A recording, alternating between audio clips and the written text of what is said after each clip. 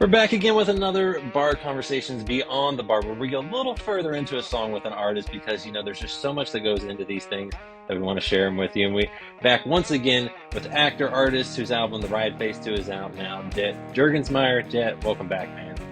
Thank you so much for having me. I'm glad to be back.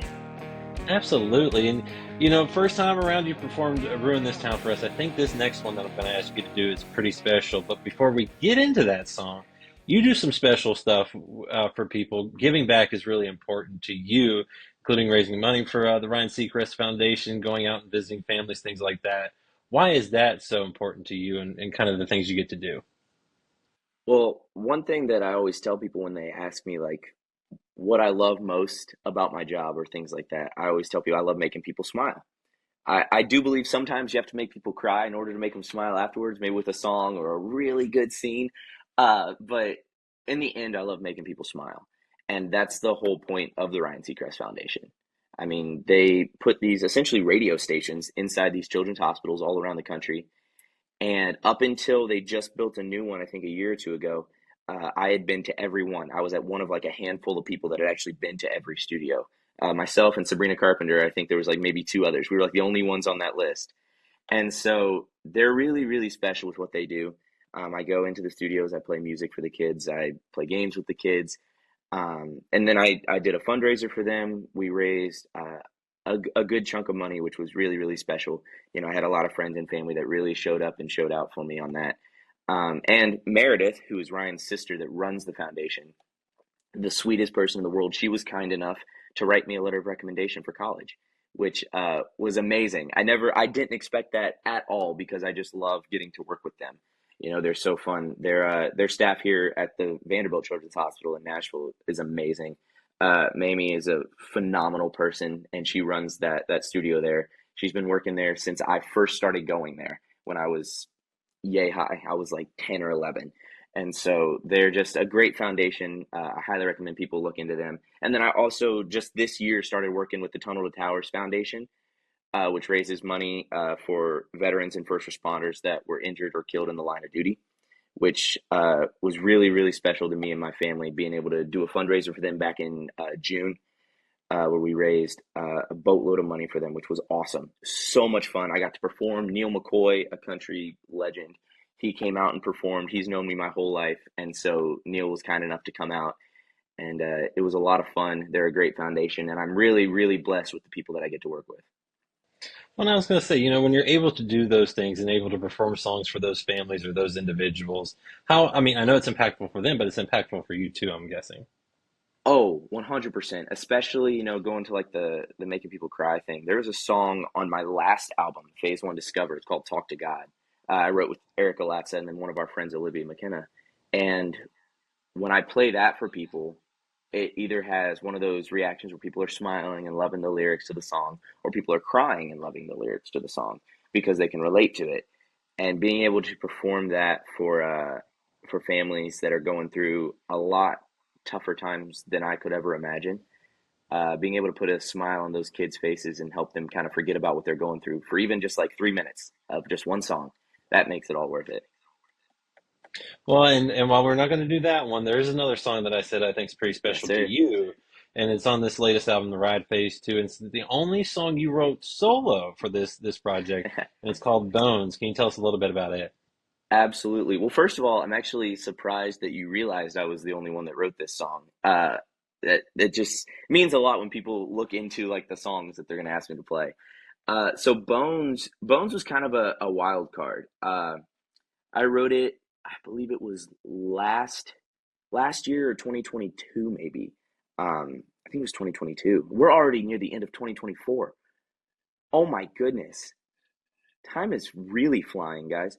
I think I wrote this in the spring of 2023, and we were up in wine country of all places in California. My parents and I, and we were seeing some friends and family, and I was sitting in the hotel room, and I just started playing the guitar parts of this song, and I was like, oh, that's like an odd chord progression. I don't have anything like that, so I just recorded a little voice memo on my phone, forgot about it for a couple of days. And I have a habit of whenever I write songs, I record the entire writing session, no matter who I'm writing with, because a lot of times, for all the songwriters listening, you'll get this. we'll say a melody or a line and we'll be like, that's so cool. And we'll write it down, but we won't have any idea how we sang it. And so I record the entire thing for when that happens, and I can go back and be like, this is how you sang that. Let's put it in. And so I have two voice memos because I had to stop and I had to go do something of me writing this song. And apparently, I wrote this song in like 17 minutes. It just kind of fell out. It was just through a series of events in my life and my faith. And I just was like, I'm going to write this song about me and what I'm going through and just be as vulnerable as possible. And I played it for my parents, and I went downstairs and I played it for them, and they were like, "What song is that?" I was like, "I just wrote it," and they said that needs to be on the album, and we ended up putting it on there, just in the bottom. I just had to sneak it in, that and six strings, and yeah, this song's very special to me. So I hope you all like it. Yeah, let's hear it.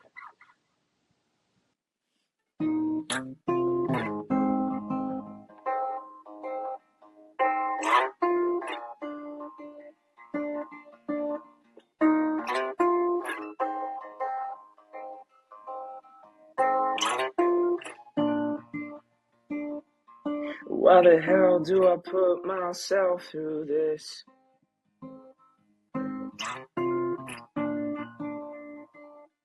Oh, why the hell do I never move on from it?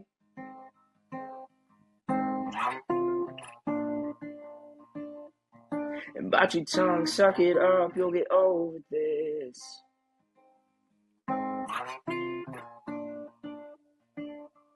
Cause you don't know what it takes, you're just a kid. But I know what it takes, cause I've been through it. It's hard sometimes when you never know.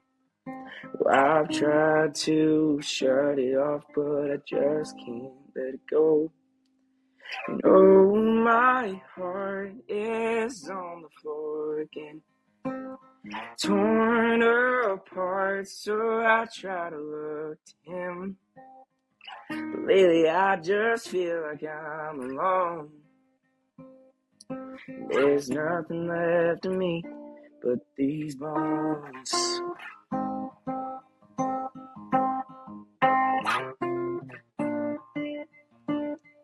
I caught myself looking back, just wondering at what I had, what I lost, what I could have been. And it's hard sometimes when you never know. Well, I've tried to shut it off, but I just can't let it go. And oh, my heart is on the floor again, torn apart, so I try to look to him. But lately I just feel like I'm alone. And there's nothing left of me but these bones. These bones.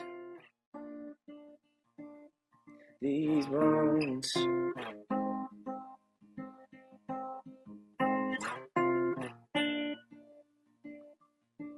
And oh, my heart is on the floor again.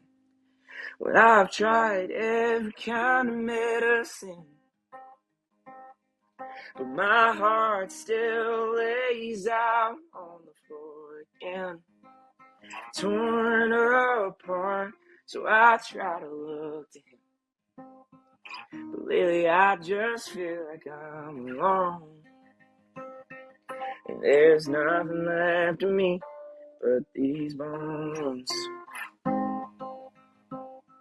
These bones.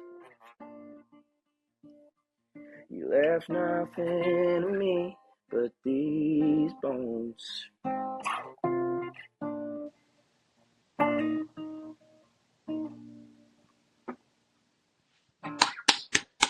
That is a Thank you. fantastic song. And I think it's one of my favorites off of your album, The Ride Phase I'm 2. glad And you like it.